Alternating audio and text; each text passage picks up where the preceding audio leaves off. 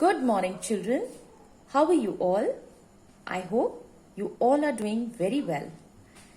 Welcome to the English class. Please take out your little genius and open page number 57. Write down today's date, that is 18th August 2020. Put CW for classwork and your name on the top right hand corner. Children, yesterday we had learnt about inwords. Inwords. And today we will learn about it words. So what is the sound of letter I? Yes, it's I. And what is the sound of letter T? It's T. It words. So let's read our words. Our first word is it. Fit. Fit का मतलब होता है स्वस्थ, तंदुरुस्त. All right? Our next word is it. Hit. Hit यानी मारना या फिर निशाना लगाना. Our next word is kit.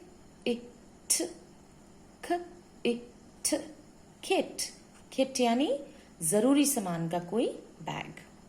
And our last word is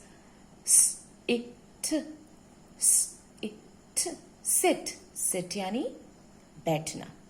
Now children, आपको सबसे पहले ये words पढ़ने हैं और पढ़ के उसके बाद phonics का यूज करके इन्हें इन 4 lines में ही लिखना है. Alright?